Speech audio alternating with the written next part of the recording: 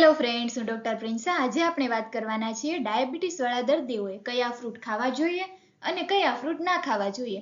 હવે જેને ડાયાબિટીસ હોય તેને મનમાં એવા ક્વેશ્ચન થતા હોય છે કે મારે કયા ફ્રૂટ ખાવા અને કયા ફ્રૂટ ના ખાવા. તો આપણે આગળ આ વિડીયોમાં આ વિશે વાત કરીશું. જો મિત્રો ચેનલ પર પહેલી વાર આવ્યા હોય તો સબસ્ક્રાઇબ કરો અને વિડીયો એન્ડ સુધી જોજો, કારણ કે આ વિડીયો ખૂબ જ હેલ્પફુલ થવાનો છે. હવે તમને આગળ એક શબ્દ ગ્લાયસેમિક ઇન્ડેક્સ જે વારે વારે સાંભળવા મળશે. તો પહેલા તો આપણે એ સમજી લઈએ કે ગ્લાયસેમિક ઇન્ડેક્સ શું છે. તો ગ્લાયસેમિક ઇન્ડેક્સ એક માપદંડ છે જેનાથી ખાદ્ય પદાર્થો કેવી રીતે અને કેટલી ઝડપથી તમારા લોહીમાં સુગરનું પ્રમાણ વધારે તેનું એક માપદંડ છે. એટલે કે જો ગ્લાયસેમિક ઇન્ડેક્સ 0 થી 55 ની વચ્ચે હોય તો તે ખોરાક લોહીમાં સુગરનું પ્રમાણ ધીમે ધીમે વધારે છે. જો તે 56 થી 69 ની વચ્ચે હોય તો તેને મધ્યમ ગ્લાયસેમિક ઇન્ડેક્સ કહેવાય, એટલે કે આ ખોરાક મધ્યમ ગતિએ લોહીમાં સુગરનું પ્રમાણ વધારે છે. 70 અને તેથી વધુ તેને ઊંચું ગ્લાયસેમિક ઇન્ડેક્સ કહેવાય, એટલે કે આ ખોરાક લોહીમાં સુગરનું પ્રમાણ ઝડપથી વધારતા હોય છે. એટલે કે જો ડાયાબિટીસ વાળા દર્દીઓ હોય તો તેને એવા ખોરાકનો ઉપયોગ કરવાનો છે કે જેનું ગ્લાયસેમિક ઇન્ડેક્સ ઓછું હોય. તો એવા કયા ફ્રૂટ છે તેના વિશે આપણે જાણીએ. તો હવે આપણે વાત કરીશું કે ડાયાબિટીસ વાળા દર્દીઓએ કયા ફ્રૂટ ખાવા જોઈએ. તેમાં પહેલું છે જમરૂખ. જમરૂખ ડાયાબિટીસ ધરાવતા લોકો માટે લાભદાયક માનવામાં આવે છે, કારણ કે જમરૂખની જીઆઈ એટલે કે ગ્લાયસેમિક ઇન્ડેક્સ 12 થી 14 ની વચ્ચે છે, જે બ્લડ સુગરને ધીમે ધીમે ઊંચું કરે છે. આ ઉપરાંત જામફળમાં કાર્બોહાઈડ્રેટની માત્રા ઓછી અને ફાઈબરનું પ્રમાણ ઊંચું હોય છે. ઉપરાંત તે ફાઈબર પાચન ક્રિયામાં મદદ કરે છે અને બ્લડ સુગરને નિયંત્રિત રાખે છે. જામફળનું સેવન મર્યાદિત માત્રામાં કરવું જોઈએ, એટલે કે તમે દિવસમાં એક મીડિયમ સાઇઝનું જમરૂખ ખાઈ શકો છો. બીજું છે નાશપતી. નાશપતી ડાયાબિટીસ ધરાવતા લોકો માટે એક સારો વિકલ્પ છે. નાશપતીનું ગ્લાયસેમિક ઇન્ડેક્સ 30 થી 50 ની વચ્ચે હોય છે, જેનાથી આ ફળનું સેવન કરવાથી લોહીમાં સુગરનું પ્રમાણ ઝડપથી વધતું નથી. આ ઉપરાંત નાશપતીમાં ફાઈબરની માત્રા સારા પ્રમાણમાં હોય છે, જે પાચન પ્રક્રિયાને સુધારે છે અને બ્લડ સુગરના સ્તરને નિયંત્રિત રાખવામાં મદદ કરે છે. ઉપરાંત નાશપતીમાં વિટામિન સી, વિટામિન કે અને પોટેશિયમ જેવા પોષક તત્વો ઊંચા પ્રમાણમાં હોય છે, જે આરોગ્ય માટે ખૂબ જ ફાયદાકારક છે. તમે દિવસમાં એક મધ્યમ કદનું ફળ ખાઈ શકો છો. બીજું છે સફરજન. સફરજન ડાયાબિટીસ ધરાવતા લોકો માટે એક ઉત્તમ વિકલ્પ છે.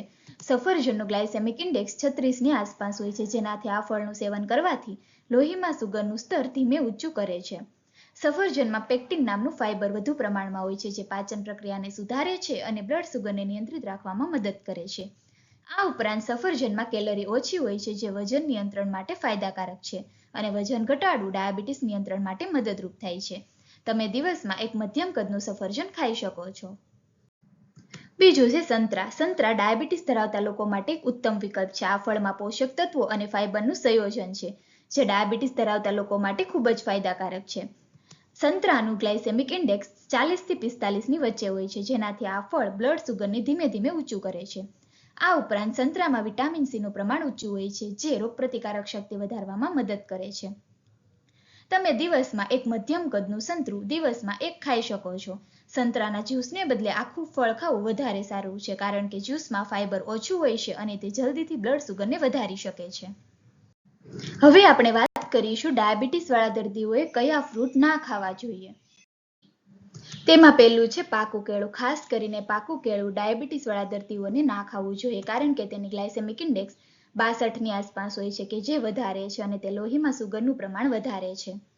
હવે દિવસમાં તમે અડધું થી એક નાનું કેળું ખાઈ શકો છો, અને તે ખાસ કરીને કેળાની પકાવટ પર ધ્યાન આપવું જરૂરી છે. ઓછા પકવેલા કેળામાં ઓછી સુગર હોય છે, તેથી ડાયાબિટીસ ધરાવતા લોકો માટે તે વધારે અનુકૂળ હોઈ શકે છે. બીજું છે દ્રાક્ષ. ડાયાબિટીસ વાળા દર્દીઓએ દ્રાક્ષનું ખાવાનું ટાળવું જોઈએ, કારણ કે દ્રાક્ષમાં સુગરનું પ્રમાણ ઊંચું હોય છે. દ્રાક્ષમાં ફ્રુક્ટોઝ હોય છે, જે લોહીમાં સુગરના સ્તરને ઝડપથી વધારે છે. દ્રાક્ષને ગ્લાયસેમિક ઇન્ડેક્સ 43 થી 53 ની વચ્ચે હોય છે. તરબૂચ. ડાયાબિટીસ વાળા દર્દીઓએ ના ખાવું જોઈએ, કારણ કે તરબૂચની ગ્લાયસેમિક ઇન્ડેક્સ 72 થી 80 ની વચ્ચે હોય છે, જે લોહીમાં સુગરના સ્તરને ઝડપથી વધારે છે. તેથી તરબૂચ ડાયાબિટીસ વાળા દર્દીઓએ ખાવાનું ટાળવું જોઈએ. પાઇનેપલ. ડાયાબિટીસ વાળા દર્દીઓએ ખાવાનું ટાળવું જોઈએ, કારણ કે પાઇનેપલમાં ગ્લાયસેમિક ઇન્ડેક્સ 66 હોય છે, જે લોહીમાં સુગરનું પ્રમાણ ઝડપથી વધારે છે. બીજું છે કેરી. કેરી પણ ડાયાબિટીસ વાળા દર્દીઓએ બને ત્યાં સુધી ટાળવી જોઈએ, કારણ કે કેરીમાં ગ્લાયસેમિક ઇન્ડેક્સ 51 થી 56 ની વચ્ચે હોય છે અને કેરી ખાવાથી લોહીમાં સુગરનું પ્રમાણ ઝડપથી વધે છે. પરંતુ જો કેરી થોડીક ખાવી હોય તો તેની સાથે કોઈ પણ પ્રોટીનવાળો ખોરાક લેવો જોઈએ, જેથી લોહીમાં સુગરનું પ્રમાણ ધીમે ધીમે વધે. જો મિત્રો ચેનલ પર પહેલી વાર આવ્યા હોય તો સબસ્ક્રાઇબ કરો, લાઇક અને શેર કરો. Thank you.